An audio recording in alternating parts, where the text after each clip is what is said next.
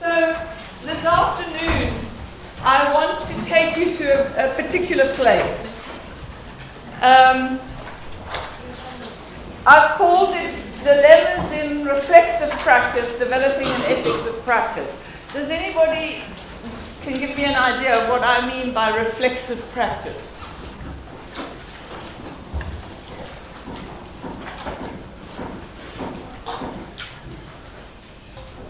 What is reflexive practice? I'm not going to come to you, Con. Okay, anybody else? Yes. Then try a practice that ends up changing the practitioner. That's an interesting idea. Why would the practitioner be changed in a practice that changed the practitioner? What are the sorts of things that would change that practitioner? Debunking preconceptions. Sorry? Debunking preconceptions. Okay, so it would debunk some of their preconceptions. They would question some of their biases, their assumptions. Yes? Is that what you were thinking about? Yes. Okay, anything else that you think might change? What might change you as a practitioner in an experience of practice that would be reflexive? Failure. Sorry? Failure. Failure, yes. Okay. Assuming that you actually try to understand why you failed. Some people just walk away from failure. Okay, but if you try to understand why, then you're in that mode. Yes?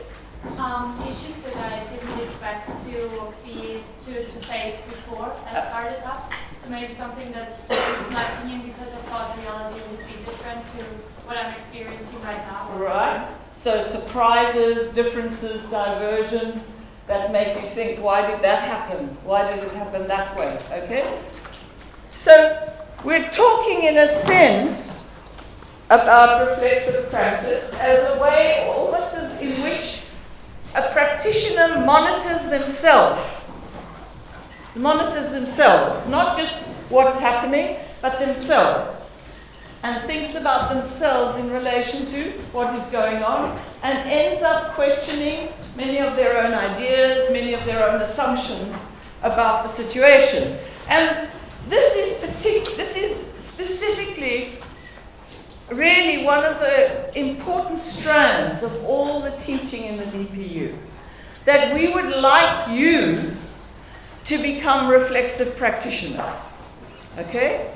That we'd like you to become practitioners who are self-aware, aware of your position as a practitioner, okay, aware of your engagement and what that means with the people that you're engaging with, okay, and constantly thinking about that, okay, which ultimately, as we've implied, will change you as much as it might change what's going on elsewhere.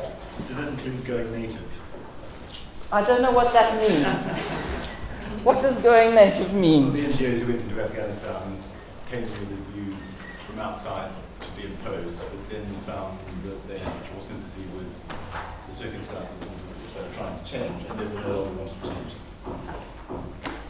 That could be, and I'll address that directly, okay, as we develop this approach, okay. So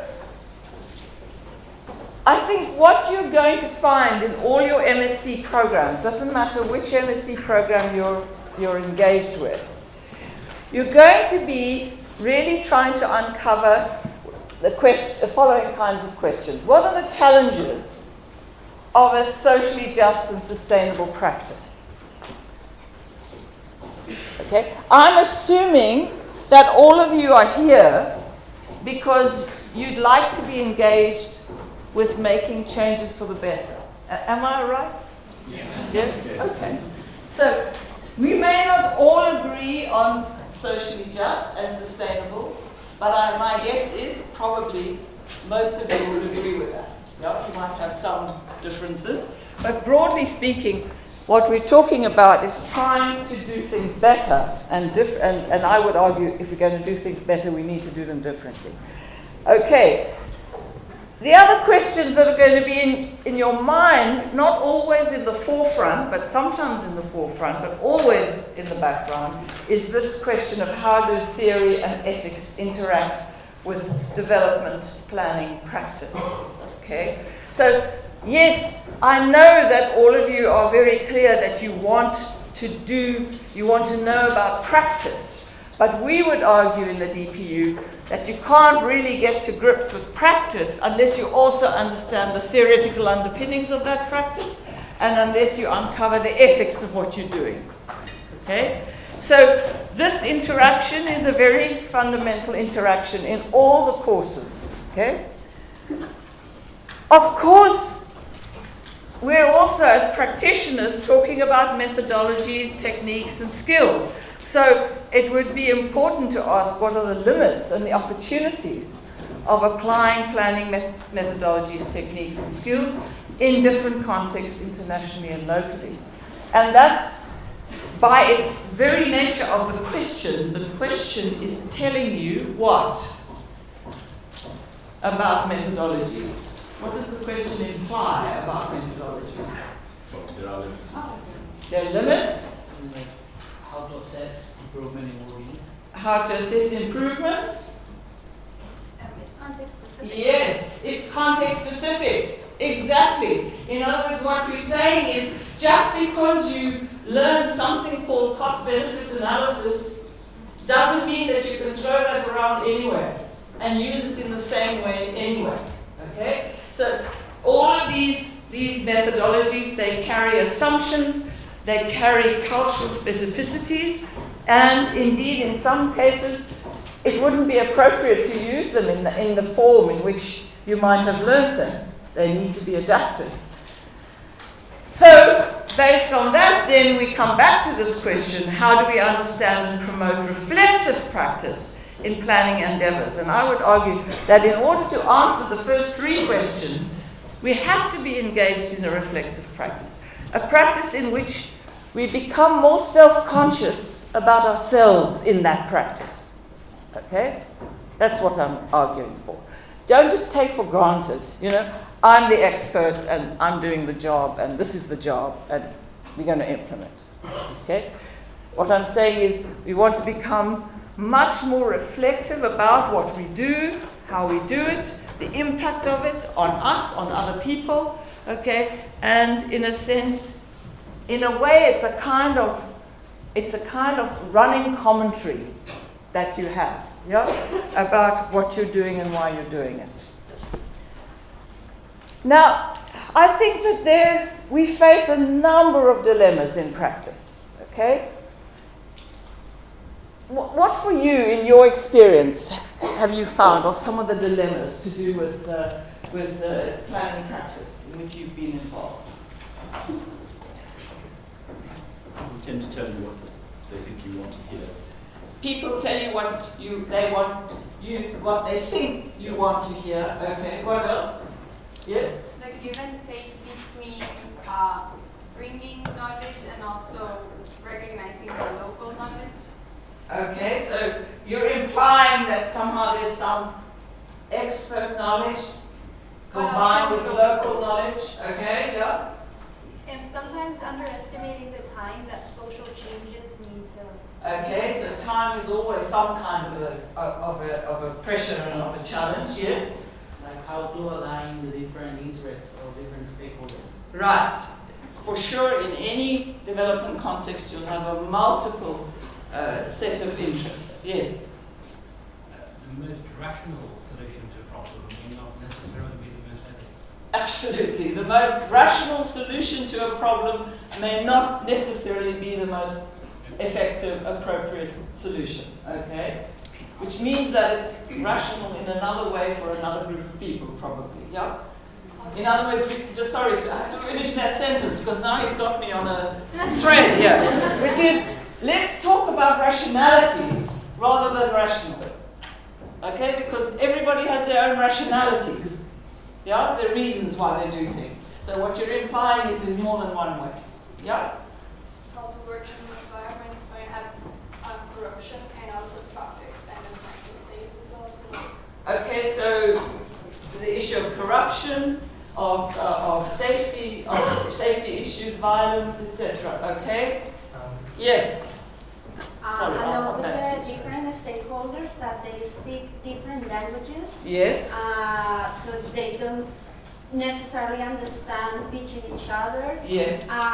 The timing, for example, public stakeholders work in different phase than private institutions, for example. Yes. And the other thing is that data, some of the available data is confidential for some Okay. stakeholders, so we cannot. So there's 3 issues there. Okay. Yes. And you were going to say? The clash between preserving a historic site versus redeveloping as it is. Okay, so sometimes we get the clash between the historical and you mentioned particularly historical site versus modern development. Yeah. But if I could generalize that and say the clash between historical values, historical culture, and a contemporary culture, which might be problematic for a lot of people. Okay, what else? Limited resource. Delivering resource. Limited. Limited resource. Yes, absolutely, always. Yes. And also when the agenda is set, what the project is designed and you cannot change it. Right, so some kind of rigidity and lack of flexibility. Okay. Yeah, also like with that, the momentum of all policies that may be difficult to change. Right. Directions. So it seems to me you have a long list of these things, and they're all very real, very, very real.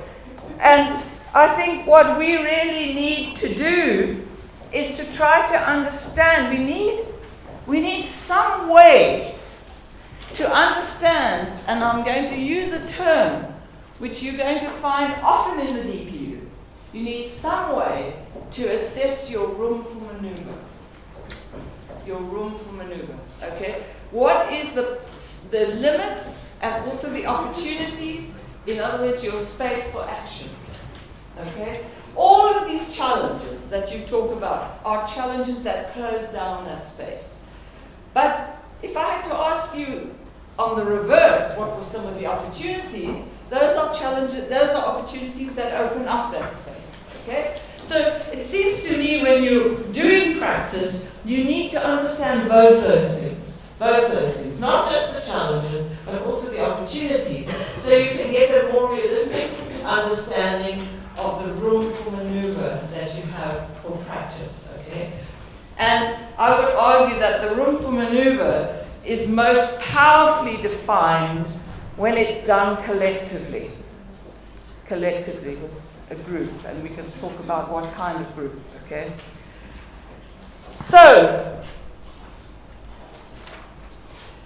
what I want to do this afternoon is, in a way, look at a number of what I've called modalities of planning practice. They are modalities in the sense that they are ways that planning has happened and is experienced. I'm not going to use the word model because I don't think they're models, but they've been dominant approaches in certain situations. And let's see what are the kind of ethical issues that they throw up for us. If we look back at them in retrospect and we see it, and also many of them still very much with us in a contemporary frame, what are the sort of questions they throw up for us? Which I think these are questions that you need to come to grips with in this year. Okay? These are questions which you need to take with you, keep somewhere, and reflect on a regular basis. Okay? So that by the time you finish this year, you actually have some kind of position with respect to them. Okay? I think that each of these sets of questions will help us develop what I call an ethics of practice. Okay, and you'll see the way I'm asking the question, you'll begin to see that ethics of practice unfold. And I think if we look at it that way, we've got much, much better chance of reclaiming this thing called reflexive practice, which on the whole, experts of various kinds are not very good at doing. Not very good at doing reflexive practice. Okay? So I think this is something one has to learn to do. It's a habit. It's a habit to get into. Okay? Now, let's look at some of those modalities. The first modality is what I've called pragmatism. Okay? I think planners are full of that. Okay? Many, many planners are full of that. The rationale of pragmatism isn't bad. It says, let's do what's possible. Let's just do what's possible, given the time, the money available. Okay? And often the intervention is about make something, anything happen. Okay? But let's just do what's possible. Let's not dream. Let's not try and get too ambitious. Let's do what's possible. Very pragmatic. And one often hears that. Have you heard that? Around you? Often. Yeah. Well, for example, yes. So it's a very, very common kind of approach to practice. Now, of course, one has one can see some conflicts in that approach because, of course, sometimes people want to do things that are possible, as does the fellow on this side of the diagram, whilst the other person is dreaming and imagining all sorts of wonderful and super things. Okay, and I know for sure that when you start doing group work in your different courses, you're often going to find that one of you is a dreamer and one of you is a pragmatist. And you're going to have to work it out. Okay? You're going to have to work it out. Okay? So this is a very real scenario. The issue, of course, with pragmatism is it often just leads to that. In other words, we're ready to begin the next phase of keeping things exactly as they were. Yeah? Which is often the outcome of pragmatism. So, in other words, I think for me, the question, the ethical question it raises is, what is feasible? There's nothing wrong with being feasible. Okay? Perfectly fine. What is feasible, but without compromising inclusion and socio-environmentally just trajectories of change. Right? In other words, conditional feasibility. Okay? What is the point of doing something that's feasible but leaves people worse off? Is there a point? No? No point. Okay? So it's fine, let's go for the feasible, but let's examine whether that feasible actually is inclusive, whether it actually makes people's lives better, whether it actually puts a process on a more just trajectory. So it seems to me, as I say, the pragmatist approach, it's fine to think about feasibility, but it is a conditional thing. Okay? Now, of course, development is also full of another kind of modality. And I think it would be impossible to talk about international development without talking about a neo-colonial intervention of some kind or other. Okay? We have to be conscious of that global political economy that we all live in, right? And the power of ideas and interests in that global political economy. And in the development field, the rationale of this neo-colonial intervention has very much been supported by foreign aid. Okay? It is focused on, I call it neo-colonial because it's a post-independence process of the post-50s, 60s, okay, 1960s. And the idea really of that effort in development was to maintain economic relations with countries in the global south. And there have been, as you know, not just books but libraries written on the nature of those global relations, okay? The exploitative character of it, the problematic issues with it, etc., okay?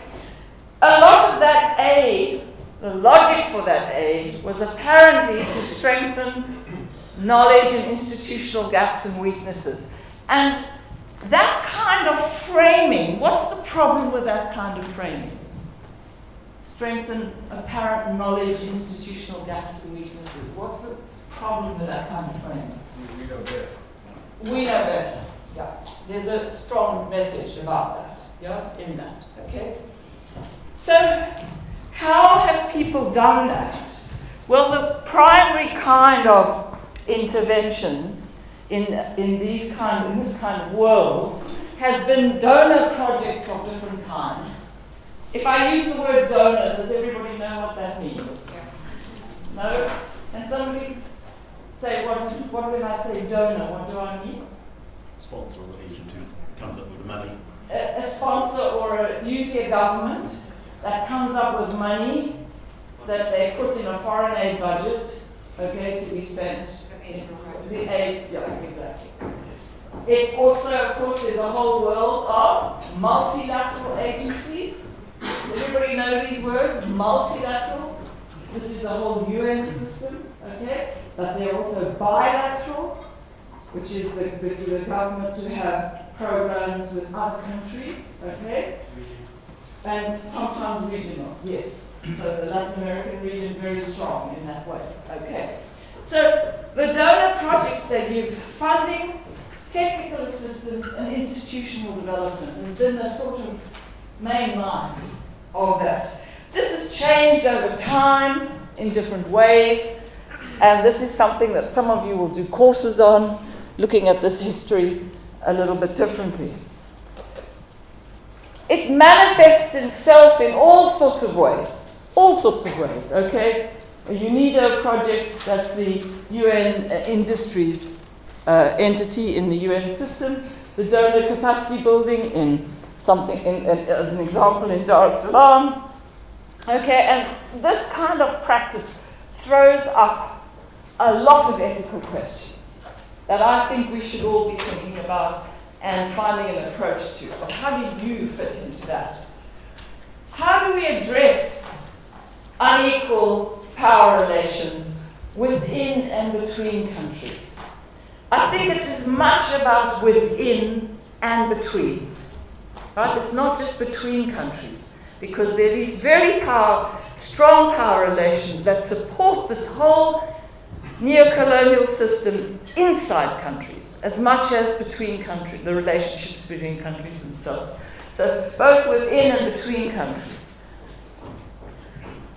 How do we address unequal power relations? This comes out of this we know better idea, okay, between so-called experts, could easily put that in inverted commas, and communities, okay? And how do we work towards mutual and equitable benefits in this relationship? Okay? One of the critiques of these kind of relationships is that they're essentially extractive. Yeah? They take more than they give. Okay? So how do we create something different? How do we accept an equivalence of knowledge? And that goes back to the question somebody raised here about local knowledges. Yeah? The value you did. Okay, of local knowledges. In other words, how do we accept actually that we're not talking about one knowledge, but we're talking about a range of knowledges. Okay? And how do we give that an equivalence to the knowledge and experience of someone in an informal settlement, as well as to someone living in a high-income area, as well as to a planner, as well as to a policymaker. Okay, so in other words, how do we make that work? Okay, how do we make that argument, and how do we make that work? It seems to me that these are just the beginning of a lot of questions about this neo-colonial type of practice, which is still very predominant in development. The other very common practice is, of course, the activities of the state. In all your countries, I'm quite sure that the state is very proactive, yeah, in doing all sorts of things, maybe things we don't always like, but they're very busy spending money, okay? And so we're talking about here status bureaucracy kind of practice, I think I'm using the word bureaucracy on purpose. By the way, I don't think bureaucracy is always bad. Yeah?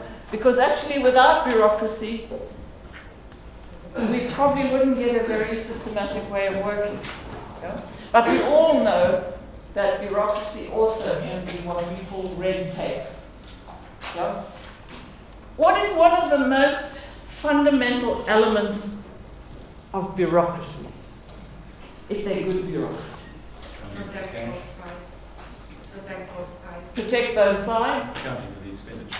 Account for the expenditure. Okay. I would go for something in a way in the middle and say that I think one of the most important principles of a good bureaucracy is the rule of law. Which means that it's not just protect both sides, that the law applies the same to everyone. And if a bureaucracy doesn't do that, then that bureaucracy is favoring groups of people, okay, in the delivery of services. And of course we know very well that the state does that quite often, okay? So the status bureaucracy model or approach really is, I think, a very clear one, okay? It's the responsibility of the state to meet the needs of its citizens. Yeah, that sounds good, doesn't it? Yeah, that's very reasonable.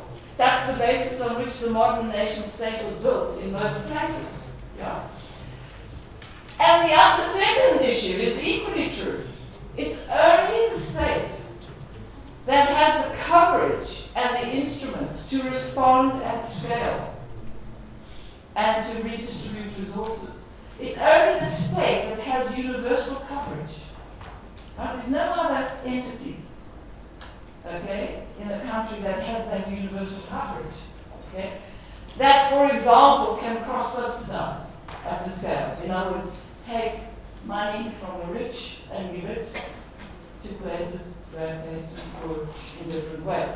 So the state and its ability to have that total coverage if it wants, because many states also choose to target, right? Target groups of people. Yeah? But they can also redistribute resources on a grand scale, on a scale that's simply not possible by any other entity. Okay? So we can't overlook this kind of intervention and this kind of practice. And of course, we're talking here about policies, programs, projects, and planning with targeted or universal coverage. Okay? We talk about city planning. Yeah? We talk about regional planning. We talk about national planning. These are areas at scale that we're talking about. And of course, the state has this unique capacity around fiscal intervention, about being able to redistribute resources from one part of the state to another part of the state. How many of your countries have identified, let's call them, they sometimes used to call them underdeveloped regions, and yes, and have allocated resources to regions that are seen as poorer regions? Yeah? How many of them? Yeah, almost all of your countries, I'm sure of it. Yeah? UK the same. UK the same. By the way, do you know where most of the money came for the underdeveloped, so-called underdeveloped regions of the UK? From Europe. So with Brexit, what will happen? Okay, that's another story. Okay, so the ethical dimensions, of course, what we're talking about here is investment in large-scale public housing, right? All your countries' governments have done that, yeah, different ways. Investment in, for example, large-scale infrastructure, yeah, electricity, water, a whole range of large-scale infrastructure issues. And I think this throws up a lot of questions, which I hope you're going to follow through in your courses in different ways. I think this is, like, for me, one of the most important sets of questions here. What is the progressive role for a state? We really need to think about that, because we can't substitute the state for anything. So it has to work. So how do we make it work? What's a possible progressive role for the state? To whom and how does the state redistribute its resources? You know, some states end up redistributing their resources to people who don't really need them. And the people who really do need them don't ever see them. You know? So is that right? Is that right? Is that the sort of practice we want to support? Okay. What kind of state institutional structures and practices support inclusive decision-making between the state, civil society, and the private sector? The state is, within the state, is where the politics of the country is played out. It's the place where decisions are really important. Okay? It's not to be confused with politics, but politics, okay, is driving a lot of the decisions being made. Okay? So how do we actually, who takes those decisions?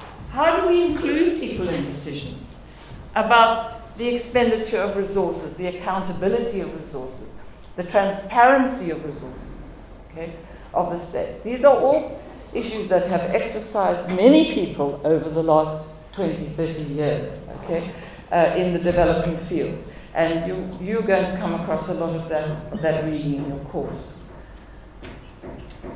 Now, there's another kind of modality of planning that's been emerging a lot in the last 20 years or so, maybe longer actually, I would say much longer.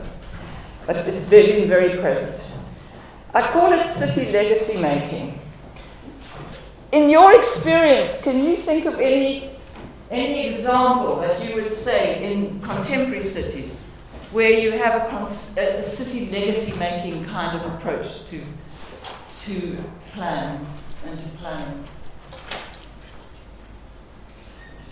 Anybody? And philanthropy and social housing, beginners' trusts. Could be philanthropy and social housing. I'm talking about a much bigger scale. Okay, how many people from, let me think, from Beijing here? Okay, something very big happened in Beijing in the last 10, 15 years? They're creating one city Yes. within 3. Olympics. Yeah, Olympics. London, Olympics. Where else will the Olympics be? Atlanta. Yes, okay. Yes, Rio. Right, all these big events. Okay, these big events have been used almost as city legacy making projects. They're way beyond just the Olympics. The argument, in order to compete for the Olympics, actually people have to show and be committed to plans which show how the Olympics will contribute to the development of the city. And so we see this kind of striving for these huge projects, okay, which leave this legacy, and often a controversial legacy, okay? So, in other words, we're talking about interventions which often want to, they try to fundamentally alter urban life in the future.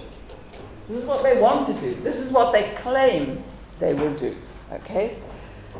And often that intervention, it marks a special occasion or a special person. It's in the name of, okay, in the name of something, okay?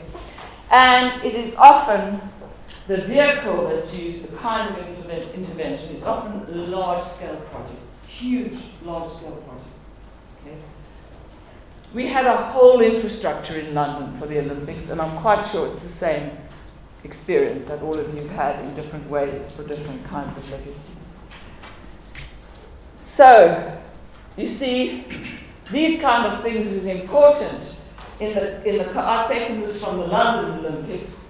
Okay, what was the impact on your local area in terms of sports facilities, local recovery, public services? These are the arguments that the Olympics had to make. Okay, to say that they were going to be a positive force in the life of the city. But of course, there are other kind of historical legacy making. How many of you have already been to Regent Street? Okay, I want you to go and look at it with fresh eyes. Okay, it was designed not as bits, but as a whole. It's making a statement about the central area of London, okay, designed by Nash, okay. You find that in many of your cities where whole quarters have been designed, okay, which is about making a statement about something, okay, in relation to the city. So I think the question here for me is not to say it's good or bad, but sometimes it can be both, you know, if one looks at it closely, but to ask, how can the political support be mobilized for socio-environmentally just projects driven by an inclusive range of actors in the city? In other words, if the project is just going to be very particular, then it's not going to touch a lot of people in the city. So how do you make a large project like that meaningful for everybody in some way? Okay? I think that's the real challenge. How can large-scale investment be inclusive and bring socio-environmentally just improvement? This is a huge challenge, okay? But I think it's something we need to think about, because this seems to be a vehicle, increasingly, of certain kinds of development. Now, I want to go to the fifth modality. Are you still with me? Okay.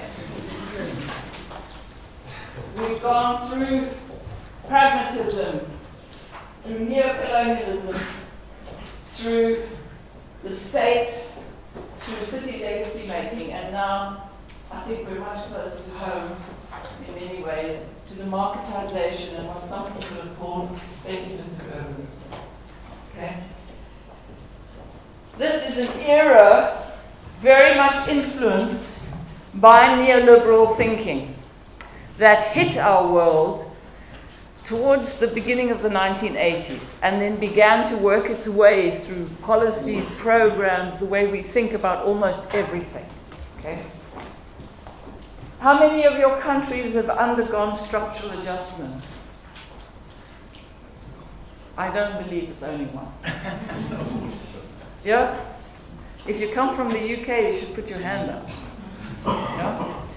So, structural adjustment of some kind or other has been the main policies of most countries. What are some of the policies of structural adjustment? Reduction of social investment. Yes. In order to increase productivity metrics in institutions and local government. Okay. And reduce fiscal crisis. And you're telling a good story there. Yeah. Okay. This is the rhetoric of the approach. Okay. What else? What do governments do under structural adjustment? It's changing. No. No, not public housing. That was before. Before.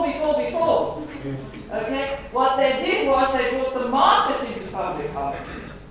So they privatized the housing process. Okay? What else did they privatize? Utilities. Yeah. Telecom communications. Utilities.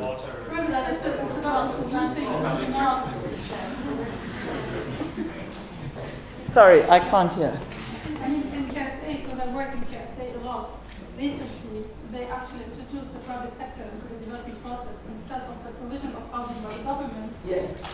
The market is driven by the private Right. sector. Exactly. So the market is introduced into the housing sector. Of course, the assumption is that the market will somehow see low-income people as a viable housing market.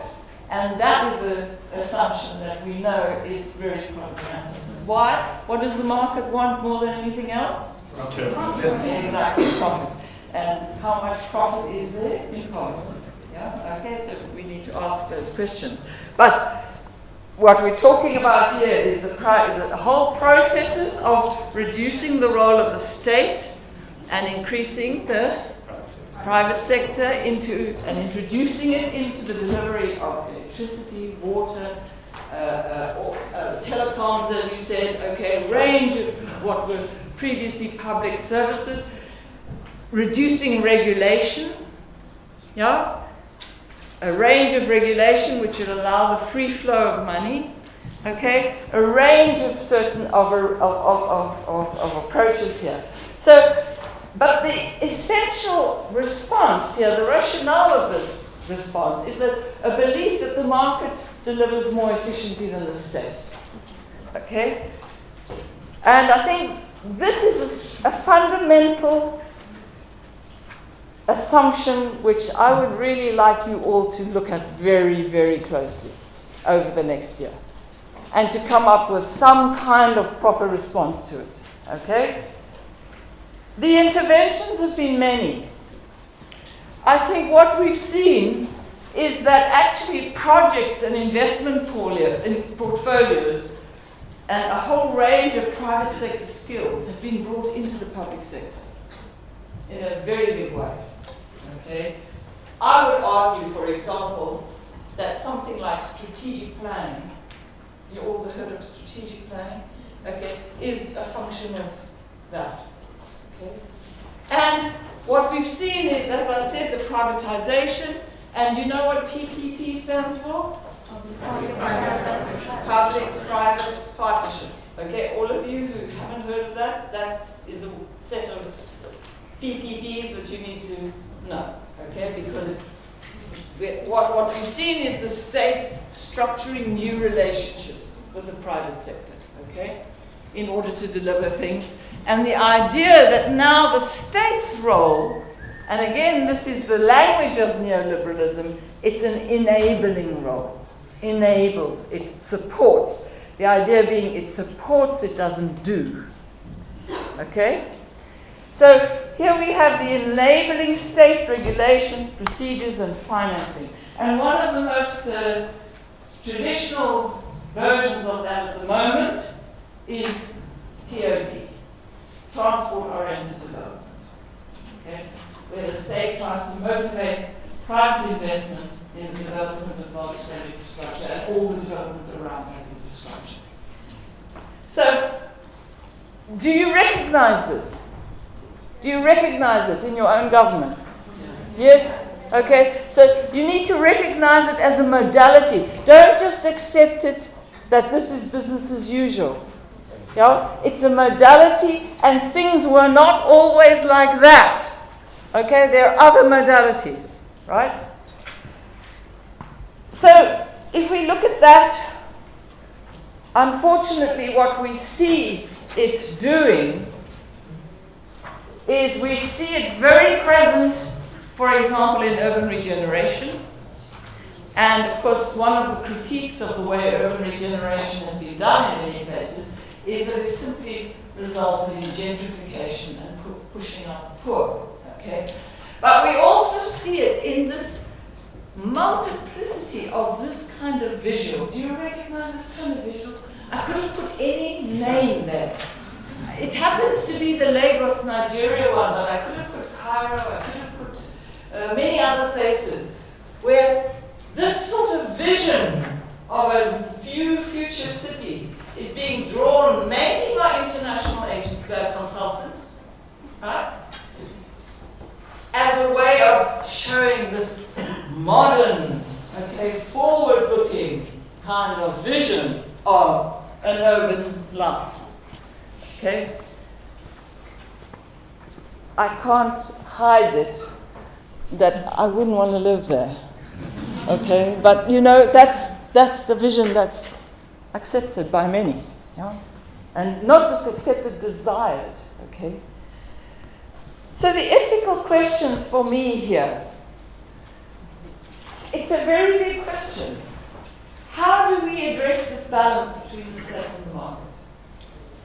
Now, before I talked about the state's role, now I'm talking about the market's role. But they live side by side. So how do we actually address that balance? Okay? How do we appropriate and distribute the surpluses gained from urban development? How does urban development generate surplus?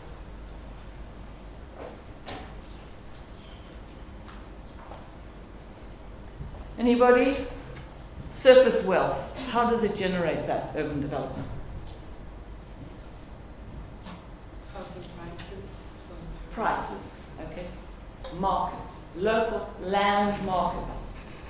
Okay, the housing market, the land market. When you build something, supposedly you improve the value goes up, and that difference between what was and what it's become is a surplus. Okay? Now, if you're lucky enough to live next to somewhere where a transport-oriented development is coming, and the price of your property goes up, and then you sell it, and you go and live somewhere else, and you make a lot of money, what I'm saying is that when you get that kind of large-scale investment, why are only individuals benefiting? The investment is often a collective investment, often by the state. So why can't we actually appropriate some of that surplus and redistribute it somewhere else? Okay? We call it in planning land value capture. How do you capture the value of land that goes up in price? Land value capture. Okay? This is a very potentially powerful tool. But you know, to consider it as a tool, you have to accept the principle. Yeah? That this is a good principle. And I would argue we do need to ask, how do we appropriate and distribute the surpluses gained from urban development? How can the cost of urban development be fairly shared?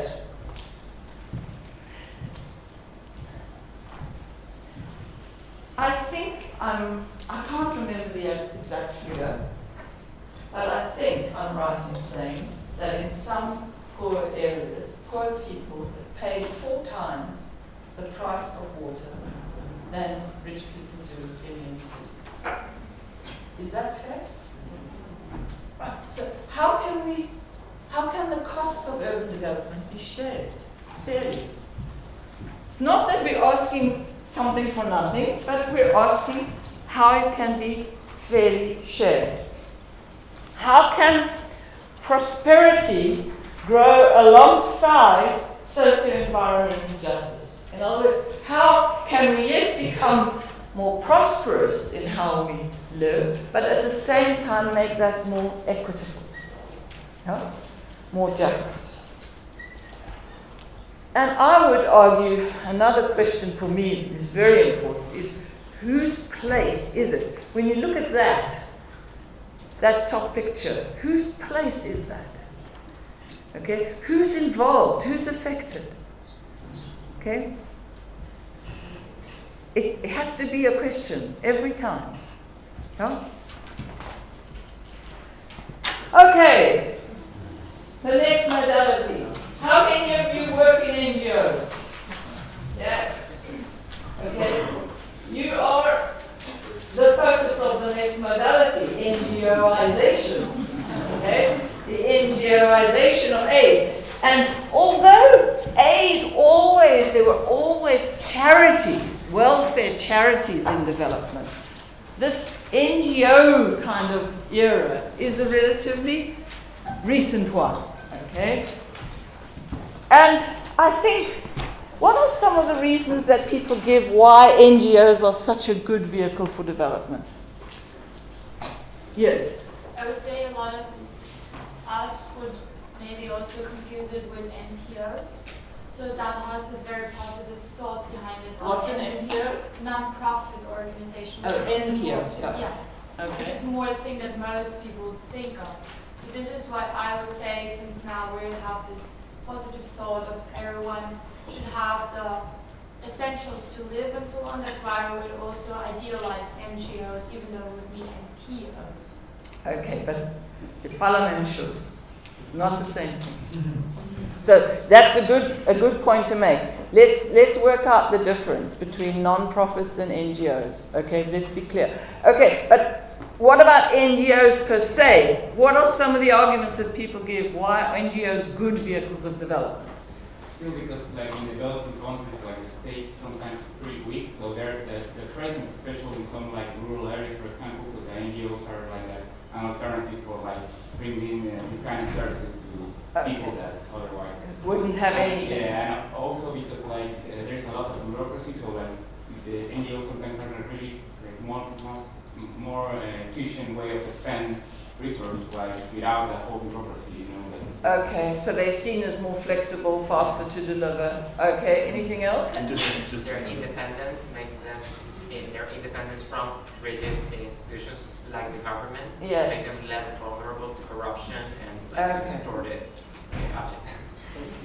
Okay, so when we say their independence, I think we need to be conscious of the fact that in some countries, every NGO has to register with the Ministry of, I don't know, in some countries, social welfare or whatever, and has to get their registration, their right to practice. So their independence is interesting, yeah? We have to watch that space as to what happens to NGOs. Okay, but I think you've raised some of very important issues here. Okay, often the argument I often hear is NGOs and civil society organizations are closer to communities. NGOs can often be closer to communities than the state can. Okay, and that's often an argument that's given. Also that they can operate more cheaply and, as you said, more flexibly, faster, etc. I think that what we need to be conscious of is that an NGO normally has a minuscule coverage compared to the state. Yeah? So its coverage is mainly in projects. It's a projectized project, and sometimes the bigger NGOs can stretch to programs. Yeah? So we're not talking about universal coverage. We're talking about very targeted, often spatially specific focus. Okay? So you know all these they get international NGOs, we get local NGOs. We often, in this example, have a community-based organization working with an NGO who works with an international NGO. So there's a whole relationship, okay, that goes from local to international. And there's money and resources and knowledge and skills that travel between those different scales. So the question here now is a much bigger question. Okay, how do we address the balance between the state, the market, and civil society, which is where NGOs sit? Okay? Because let's confuse NGOs with the state. They're not. No, they're not. How can disadvantaged people in all their diversity participate and appropriate their right to the city? Why do we need a vehicle like an NGO that's said to be closer to people? Why do we need that? Are there other ways that people can be closer to where the decisions are made? Closer to where the resources are distributed? Right? Okay, do people always need an intermediary to get that?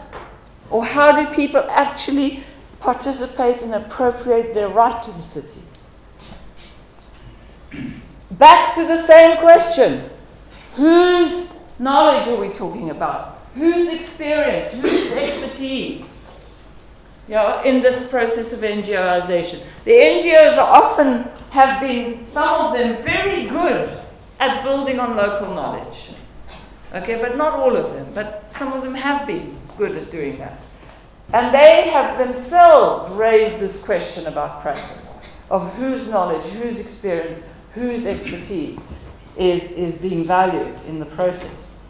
And I would argue the big question we're asking, and the way it comes back to the first one, is how do we create partnerships with equivalence in urban development planning? That's a phrase you're going to hear me say often. In other words, fine, let's have partnerships. Partnerships are great, and we need partnerships because we can't do things individually. We need collectives to do things at scale to make the changes that are necessary. But how do we create partnerships that are equivalent, where one partner doesn't dominate the other? One partner doesn't have more power than the other. How do we create those? And I think this is a very fundamental development question, which I hope that you're going to explore in more detail in your courses. Now I'm going to come to your comment. Because, of course, one option could be slightly not quite yours, but almost. There's a modality that just says, I'm withdrawing. I'm not doing this like this. I call it principled withdrawal because you're withdrawing based on a set of principles. That there's something about the current intervention that is not okay. In other words, the rationale for principled withdrawal is when people feel that the proposed intervention is unfair in its imposition on people and communities. I came from a country which in its history had the system of apartheid. How many of you know about that? I hope all of you. Okay? Where you have this legalized separation of people on the basis of race. Many planners of my generation refused to work in the state. Because what is planning about? It's about space. Right? At least one dimension is about space. And if the fundamental political system of the country is about spatial segregation, then how do you work for a state that actually promotes spatial segregation? Okay? So many planners said, we're not going to work in the state, we're going to find other ways of working. Maybe align ourselves to communities, get into an NGO that has a separate life, which was very difficult in that political context, okay? And try to promote the development of cities, of better lives for people in another way. But it was a principled withdrawal from the mainstream form of planning, okay? Now, maybe some of you can think of similar examples in other places. Myanmar is one possibility at the moment, yes. And there are too many others, unfortunately. So, I think you have options when you withdraw, principled withdrawal. You can protest. Yeah, you find a way to join a group of people, make a formal, even an activist situation where you get into an activist lobbying for something better. You could end up doing research, right? Making visible the injustices, okay, which maybe is being hidden in other ways. So when I say principled withdrawal, it doesn't mean doing nothing. Yeah, but it means just withdrawing from a mainstream form of intervention. And we see this in lots and lots of different ways. Okay, Rio de Janeiro and the whole preparation for the Olympic. It resulted in a massive mobilization of many people just refusing to participate in that process. Okay, and the impact of forced evictions. But we see it. I mean, this is a sweet drawing. Okay, but the politics around climate change is not sweet. Okay, it's tough. It's tough. And so we're talking also about that politics and how you participate in that politics. Yeah? So the question for me is, when and in what capacity should one remain involved? And when and in what capacity should you withdraw? I think this should be a question you should ask yourself, let's not say every day, but every month. Okay? Am I still doing what I had intended to be doing? Or am I being pushed down a road I'm not so comfortable with? Yeah? Under what conditions would I withdraw? Where's my bottom line? Right? Where's the point that I say, no, sorry, not doing it? Now, I'm not being dramatic, because what happens one day if you're in a plan planning department and they tell you that the area that you've been working in and been trying to improve, that they're going to send in the bulldozers to do some forced evictions. Do you know how many forced evictions happen in cities every day? Every single day. Right? So planners are there. That's your job, is linked to that kind of development. You need to be thinking about that. Okay? So these are things that are not fanciful. They're very real. And of course, the question is, as I said, is not to do nothing, but if you withdraw, what next? What comes next? Okay, what can you do that's useful? And where? Where would that be? Okay, these, for some people in certain situations, these are very, very real questions. Very, very real. And I think that there are some incredibly brave people out there doing some amazing things because they refused to go along with what they saw were really quite violent consequences of mainstream actions, and they refused to go that direction. So, the reality is that very often these modalities, they live side by side. You can pick them out, at least 3 or 4 of them in one country, maybe all of them in one country. Right? They don't disappear historically. They all exist side by side. So in many places, we have a strong status bureaucracy. Of course we do. Yeah? But we also have the increasing marketization of development side by side. So the question for you is, how do we navigate these pervasive and often reinforcing modalities? Actually, I think the NGOization period really got a boost around the marketization period. Right? That's when NGOs were really pushed into the front line, yeah? When the marketization period took over. So these things often reinforce each other. They live together.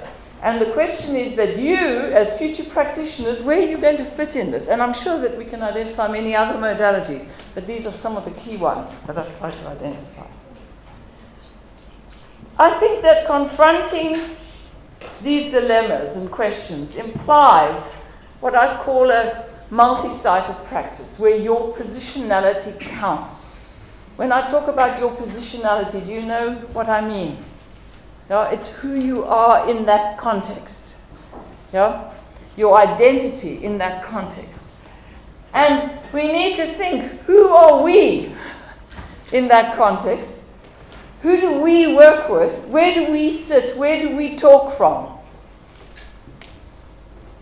Do you understand what I mean? Yeah? Am I posing now as the expert? No? Or what am I saying? Who am I actually when I'm talking to different people in the city? How am I approaching them? Where do I sit? Okay? Who are they? Who am I? Coming back to a question there, are we speaking the same language? Yeah? Do we need to develop a common language in order to understand better each other? In that sense, we're asking, how does my positionality matter? Because I know 100% your positionality matters. It matters. So please start thinking about how it matters. Okay, if you haven't thought about that before, start thinking about it. And even if you have thought about that before, I know that you're going to get a lot of fuel for thought now through the next 12 months. So I would argue, and in the DPU, we've developed some principles, if you like, which perhaps you can experiment with a bit over the next 12 months. We call it a networked and disciplinary, not transdisciplinary knowledge production, and you can find an article written on this in the DPU News number 58, which is online. And basically what we would say is that your practice has to be active. In other words, that you're continuously assessing your engagement, the nature of your engagement, and ultimately whether you should withdraw or not, yeah, from that engagement. just because you're engaged doesn't mean it's a forever thing, okay? It's something that you have to think about, when do I withdraw as well, okay? That you take with you a relational understanding. And I would argue that the power relations that we talked about, the interests, yeah, that you talked about at the beginning, these are very important. And when I talk about relational, I mean not just focusing on the poor, but the poor relative to the rich. Because if you don't understand that relationship, you don't understand what it means to be poor in a system, in an urban system.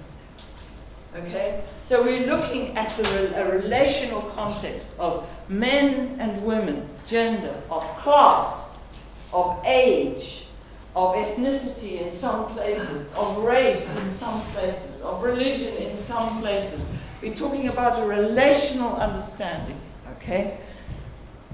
Not a segmented understanding, but a relational understanding, okay? I would argue too that practice that's going to make a difference has to be collective. You've heard me use that word often this afternoon, okay? In other words, how do we construct a common endeavor, a common way to do things? Of course, that's not easy. Yeah? That can have many, many complications and many challenges. We would also argue that whatever you do in practice, it has to be embedded. Somebody used the word context specific. Yeah?